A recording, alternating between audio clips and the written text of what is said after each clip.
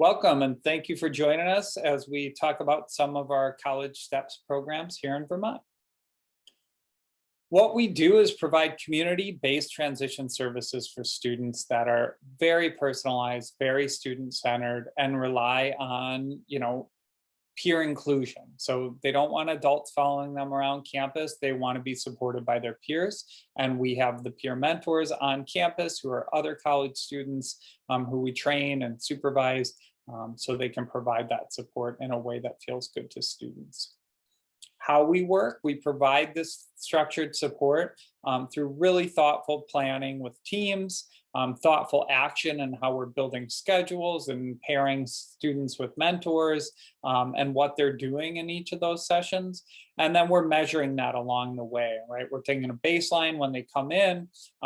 We're taking measurements throughout the semester and at the end of the semester and year to see areas that they're making growth in, as well as finding out early if there's areas that they're presenting a lot of barriers in that we want to work around. So we want to catch that early and get everything on track. And the data that we collect and the notes that we send out allow us to see that and for that progress to be communicated to teams. And that communication is just really important to us.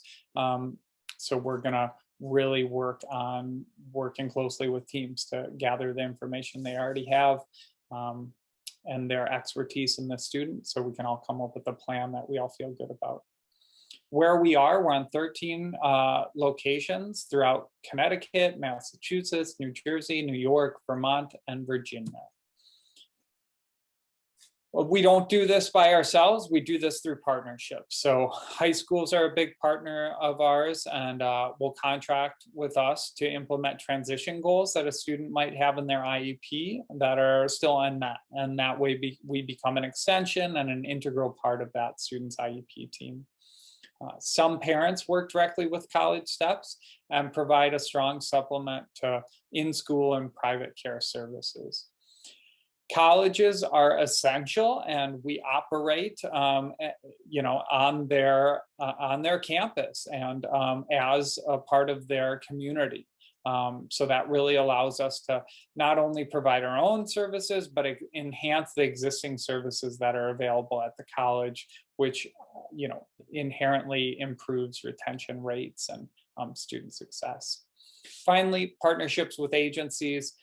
Various community agencies that we partner with serve as an essential bridge, whether it's working with high schools, parents, colleges, students, the community. We want to use all the resources and all the team members that we can to build all the bridges that student needs. Here you can see our locations. I won't read through them all, but I'll leave this up for a minute. We're continuing to expand. And currently have programs up and down the East Coast. We really pride ourselves on individualized support. Every student's programming looks a little different because every student's different. We don't have a typical student. We have the one common theme is we have students that are motivated to be at college, that are ready to engage in our support and have goals for themselves in college and beyond. We provide that support through our embedded team on campus. So each campus here in Vermont is overseen by our campus's program coordinator, and they're overseeing our team of peer mentors. Obviously, we're going to partner with the family, the IEP team, the agencies, all the supports and departments on campus. But that network of supports that student's going to interface with on a daily basis is going to be that campus program coordinator and those peer mentors. How we go about structuring this support starts with the individualized college plan, which is going to outline students' goals in academic enrichment, independent living, social integration, and pre-employment transition services. For each of these areas, we place equal importance. It's not that academics aren't the essential part of college, and most students see it as such, but we want them to understand that it's about more than just getting good grades. It's about their long-term goals and all the different skill sets and domains that they're going to need to strengthen in order to meet those goals. The academic goals will lead to engaging employment. So we want students taking at least one class per semester. They can enroll for credit, audit, non-credit. We'll provide study and review time and connections to national support on campus via our coordinator and peer mentors. We'll continue working on organizational skill advancement. That executive functioning skills are critical for our students, and that's something we'll be continually working on with them. We're also going to look at supportive study time, making sure that students have ample time to get that work done, or the work that needs to be done with support within their schedule. Students will also have access to note review, whether they have a mentor in class with them or not. They'll be able to review their notes, make sure they didn't leave out any critical information, and come up with better ways to take notes independently and have those be concise and accurate to the important topics of class. Finally, we're going to look at the assistance with scheduling campus-based tutoring, access to the writing center, math supports, all the stuff that's available on campus that student would have access to. We're going to assist them in connecting with them. That is really an essential skill for long-term success for our students, and we'll generalize to them accessing resources in the community. Social involvement is equally important and is going to really help students prepare for both their life outside of college and the work environment. So our students are highly encouraged to become active members of their campus community. We emphasize them getting involved in extracurricular activities, social events, developing new friendships, joining informal clubs and groups, because these students are going to have full access to campus. They are students at the college, and we support them there. And so in such, they're going to have access to the dining halls, sporting events, clubs, the gym, athletic facilities, all that kind of stuff. And we're going to encourage them to access all of that stuff. They're also going to get social language support and, support in understanding the social norms on campus. A lot of our students really want to get engaged, want to connect with others, and we want to make sure that we're setting them up for success in those situations, and as requested, supporting them in those situations so that we can give them the support they want to make those interactions go smoothly. Independent living is another really important one. We're going to hit a lot of this work through our community units. You'll see here them listed. We always start with time management and organization because that's just the foundation for success at college. Do we have systems of organization in place? Are we using our time effectively? Let's get that in order, and then we can move through the rest of our semester. Covered topics such as managing stress and uncertainty, problem solving, navigating community and campus resources, navigating the social world, perspective taking, pre-vocational training. Another big one for students is budgeting and finances, and then our Living for Giving campaign. Pre-employment is the final of our 4 core areas, and we're going to offer a customized range of employment readiness training for students. This will be case management style training on methods for maximizing professional success and on the job, and doing a lot of that job training on campus, getting them involved with various departments and offices on campus. From there, we're going to continue to explore different careers, get involved in other work experiences, maybe do some job shadows, some informational interviewing. And then we're also going to encourage them to access all those things that are already available on campus, maybe through career services. They'll have resume development, LinkedIn picture day, mock interviews, career exploration, all those things that are already offered by the campus, we're going to have them lean into. And that will only supplement the work that we're already doing. Here's some sample schedules of how students would access our programming. We have 3 different levels: light access, core access, and transition access. Light access is up to 5 hours of support. Core access allows students to access up to 15 hours of support, and transition access allows students to access up to 20 hours of support. Here's some examples of how those schedules would look. They could look differently for any given student. Here we have the example of a student receiving core access, getting scheduled up to 15 hours a week. Their stuff is spread out across the week. They are making sure that they have time on campus, the days that they have class, to get ready, to check in, to prep for that class, do a little pre-learning some of the content that they're going to deal with. And they're also going to keep Wednesdays off because they work on Wednesdays. So we can work with teams around their schedule. Maybe they have other services or work. We can find a schedule and make a schedule that works for them. You'll also see that there's different colors, and each of these colors represents a different mentor. So a student might have, if they have in-class support, they might have a specific mentor for in-class support, and that same mentor for homework time, because that's a mentor who has maybe a skill set in that content area.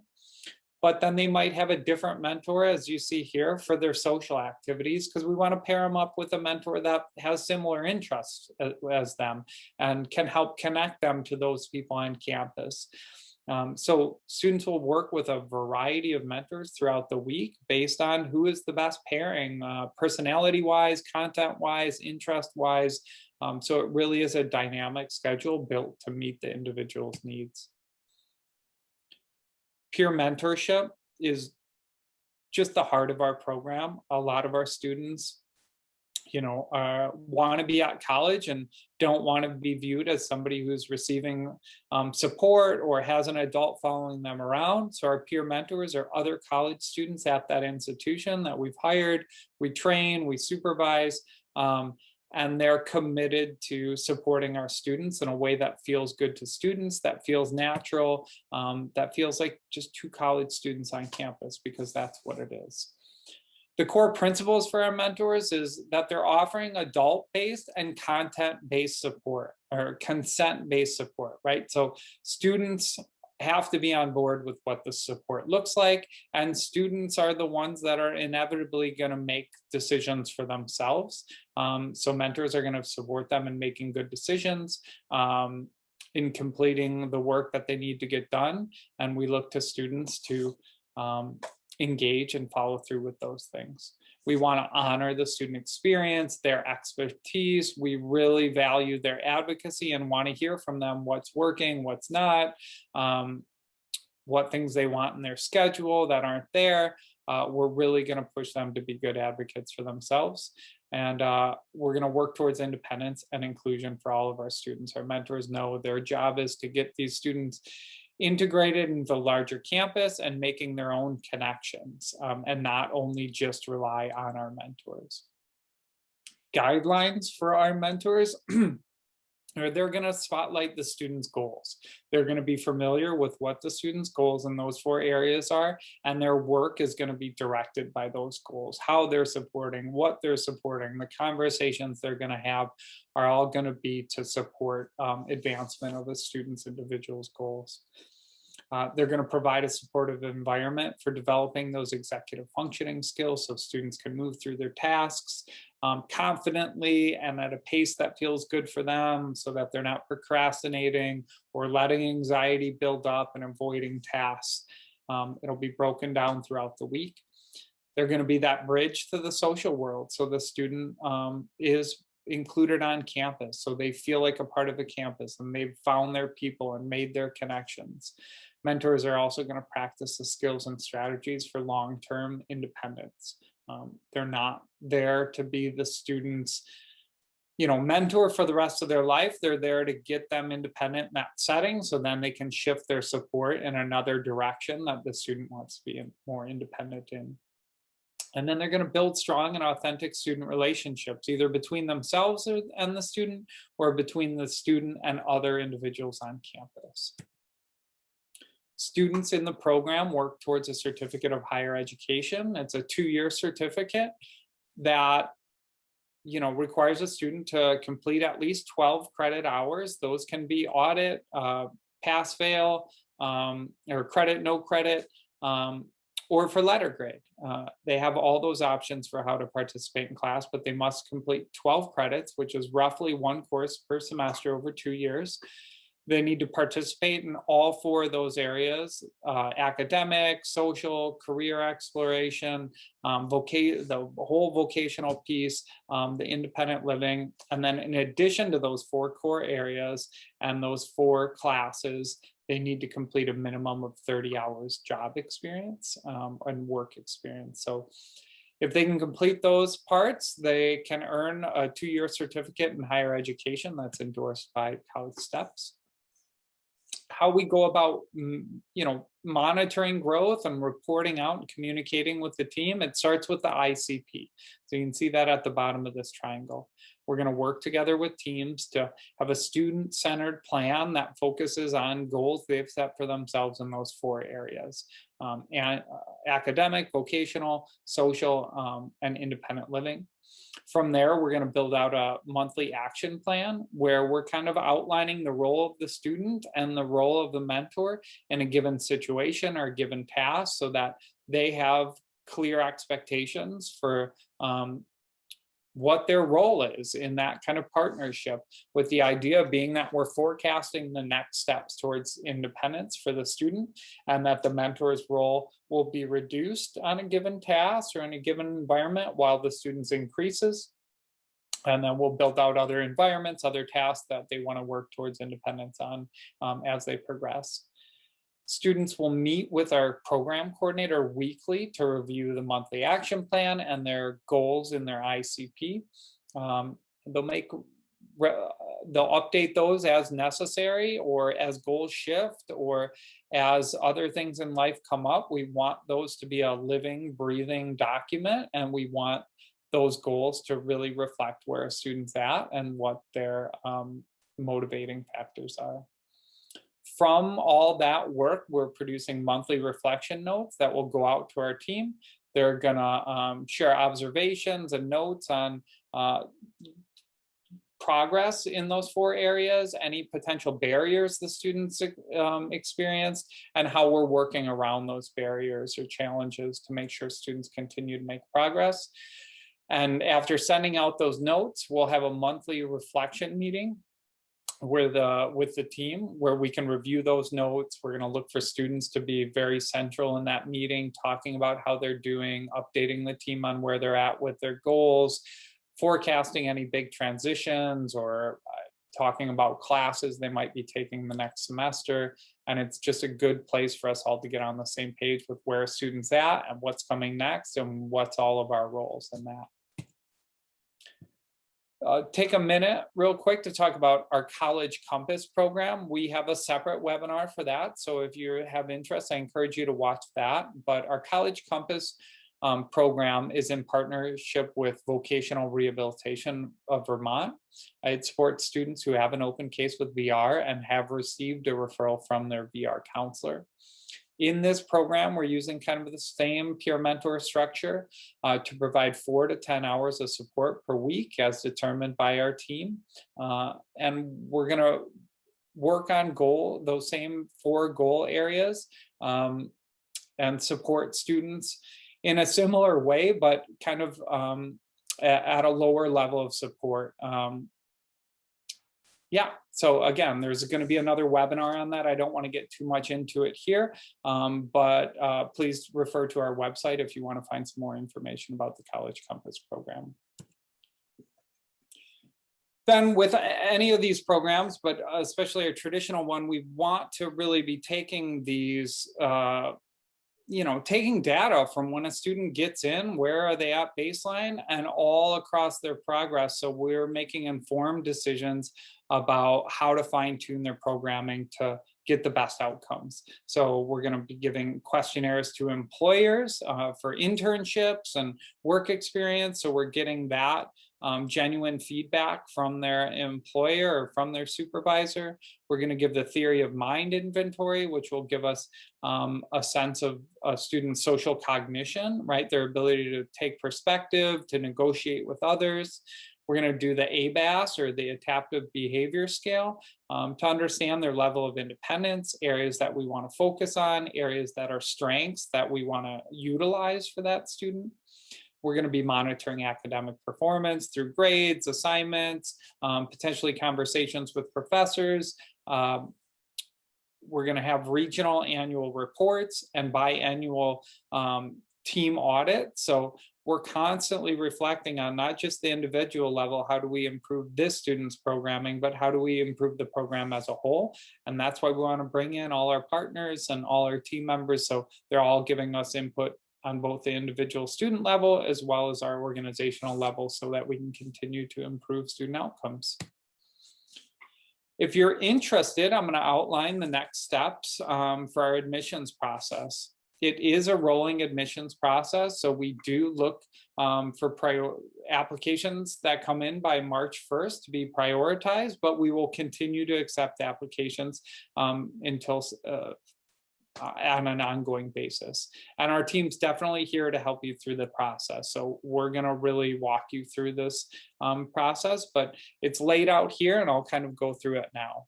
So first, you're going to identify your own path or your own educational journey. You might be a student in high school that's seeking a transition-based service on a college campus, maybe early college, dual enrollment. We have students that have already graduated high school and would like to take college classes with our support. And we have students that are currently in college and are finding that there might be a need for this support. Once you know which one of those paths is yours, then you'll fill out our application in its entirety and submit it online. It's right on our website. It's pretty simple to fill out. It can be done right on your computer. You're going to supply the supporting documentation, including but not limited to maybe an IEP, high school transcripts, any pertinent evals, like a 3-year evaluation, something like that. And then you're going to discuss funding and complete a college steps interview with us. And we'll help teams work through those pieces pretty closely, because I know they can be complicated when it comes to the funding. Finally, you're going to complete your campus-based enrollment. So we'll work really close with you to determine what is the enrollment process at your specific campus based on the type of student you are, and we'll walk you through what those steps are. Well, you may or may not need to complete some placement tests and register with the accessibility services on campus, either to figure out what classes would be most appropriate to you, or to qualify for accommodations in the classes that you are going to take. And then finally, familiarize with all that the college has to offer, so that you're ready to get started when you come there. And we can help with that too. Connect you with some of the staff on campus you might be working with, be able to forecast your schedule, understand that there's career services and academic supports and tutoring, and just familiarize yourself with as much as you can before you get there, so it feels familiar once you're already there for day one. So finally, College Steps Admission is going to reach out to all new applicants regardless. We're going to, as soon as your application comes in, you'll be hearing from us in the next few days. Once students are accepted, we'll require a signed College Steps contract that outlines the services and financial obligations prior to the start date. If you have any questions at all, you can reach out to our Director of Admissions, Bria Emery, at admissions@collegesteps.org. Her email address is right there on the screen.